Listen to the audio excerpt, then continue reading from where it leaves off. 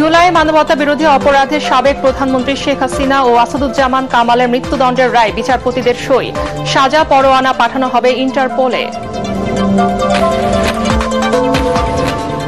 লটারির মাধ্যমে ৬৪ জেলায় এসপি পদায়ন ও বদলি।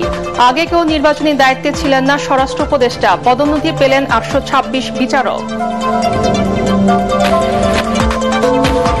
৫০ থেকে ৬০% ভোট পড়লে নির্বাচন অংশগ্রহণমূলক হবে, জার্মান রাষ্ট্রদূত। নির্বাচনের সব দলের অংশগ্রহণ নিয়ে পশ্চিমাদের চাপ নেই, পররাষ্ট্র উপদেষ্টা। নির্বাচনে যে কোনো ভুল সিদ্ধান্তে জাতিকে চরম মূল্য দিতে হবে, মন্তব্য মির্জা ফখরুলের। গণতন্ত্রের অগ্রযাত্রাকে অব্যাহত রাখতে দেশবাসীকে সতর্ক থাকার আহ্বান। নির্বাচন প্রতিহতের চেষ্টা করলে ব্যবস্থা নেওয়ার হুঁশিয়ারি সিএসির। কাল থেকে পোস্টাল ভোটিং নিবন্ধনে সময়ের বাধা থাকছে না।